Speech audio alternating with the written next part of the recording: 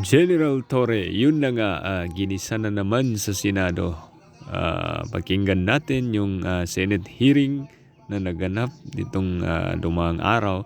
So, ito ay pantungkol pa rin sa nangyaring pag-aresto kay former President Rodrigo Roa Duterte. So, ngayon ay tinatanong ni Senator Bato de la Rosa kung sino ba yung nag-order sa kanila na i-arrest ang ating presidente or former president noong March 11, 2025.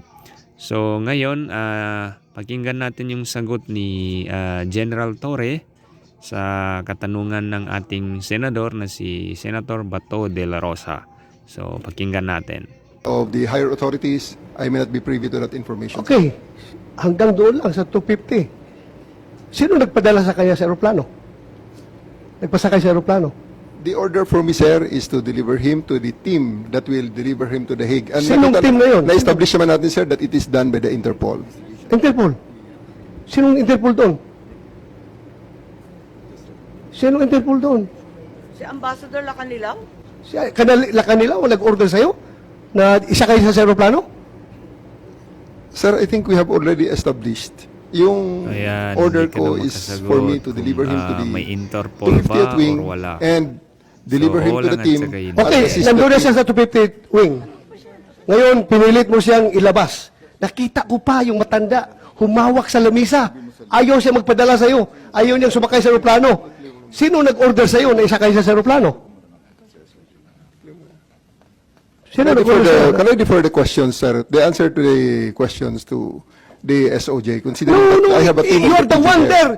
Wala si SOJ doon. Ikaw ang nagkarga sa kanya sa aeroplano. Kaya tinatanong kita, who gave you the order? Still, sir, I take my orders from the Chief of the Philippine National Police. So, Chief PNP, you gave the order to have former President Duterte board the plane? Ma'am, I think that from the very beginning, the DOJ's advice was sought on every step of the way. Yes, sir. We gave the clearance to serve the warrant Yes, sir. of arrest. I am asking them because they are on the ground. Sila ang nag-implement doon. Kaya, Chief PNP, you give the order to the CIDG? The order of to the CID is really to assist the PCTC when it comes to arrest po. So, sino nagbigay ng order kay General Torre na ipasakay sa aeroplano?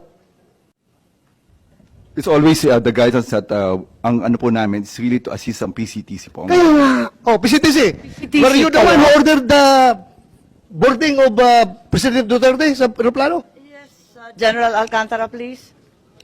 Mr. Senator, Madam Chair, I've said from time to time that my mandate is to coordinate our law enforcement agencies to comply Ayan, with nagtuturoan na sila requirement kung of sino the, yung Interpol. nag-utos. Correct. I believe you, sir. So, Coordination ka pakinggan lang. natin. Coordination ka lang. Pero sinabi ni General Marvel That na is ikaw the- daw nag-order sa That kanya. is the limit of my power. Yeah. That's- But according to General Marvel, ikaw daw nag-order sa And kanila that is- na isakay sa aeroplano si and that Pangulong is the Duterte. limit also of my authority. That's my mandate. To My have mandate him... is to coordinate, Coordinate. disseminate. So, for the record, hindi ka nagbigay ng order kay General Marvel na isakay siya sa aeroplano? Hindi. For the record. For the record, I am not the authority to order the arrest, to order the this- boarding of the plane. Categorically, did you or did you not give the order to General Marvel? No. No. So, General Marvel, are you lying? So I'm not lying, but I just want to have the executive privilege po regarding this matter. The separation Ay, matter. nandito na tayo eh. Executive privilege ka dyan. Bakit naging executive privilege? Kanina bigla? sinabi mo, PCTC ang nagbigay ng order. Ngayon, mag-executive privilege ka. Sino-sino na tinuro mo? That's Eh, why we bigla didn't want to executive attend the last privilege. hearing because this is what we were expecting, ma'am.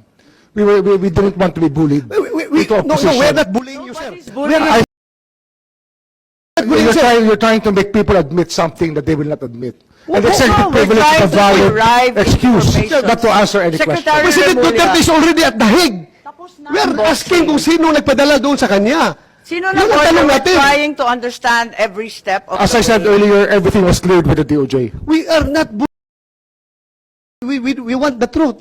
That's why